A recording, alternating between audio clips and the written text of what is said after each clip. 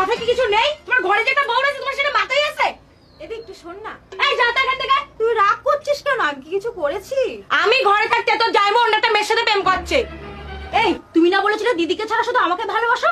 তাহলে বাইরের মেয়েটা কে? কি করে?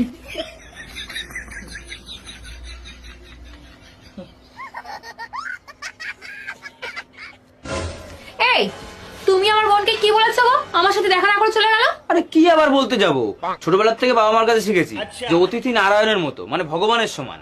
হ্যাঁ সে তো বুঝলাম, কিন্তু আমার সাথে দেখা না করে চলে গেল, আবার ফোনটাও ধরছে না। কেন ধরছে না আমার ফোন? আরে বাবা ধরো তুমি খেতে বসেছো আর তখনই তোমার বাড়িতে কেউ একজন এলো, তখন তুমি কি বলবা? আসো একসাথে ভাত খাই। আচ্ছা ধরো তুমি চা খাচ্ছ, তখন যদি কেউ আসে তখন তুমি তারা কি বলবা? আসো একসাথে চা খাই। হ্যাঁ আমিও তাই করেছি। তোমার বোন যখন এসছে আমি তখন শুয়েছিলাম, তাই আমি ওরে বললাম যে আসো একসাথে শুয়ে পড়ি।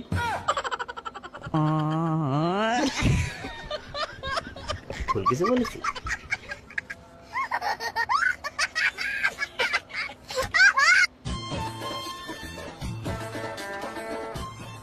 এ বাবু, এই শিবুদার বাড়ি আমার ঝগড়া হচ্ছে কিসের জন্য?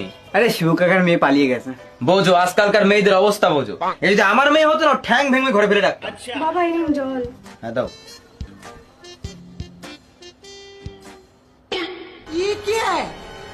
এইটা কে? কে আবার? শিবু কাকার মেয়ে। ও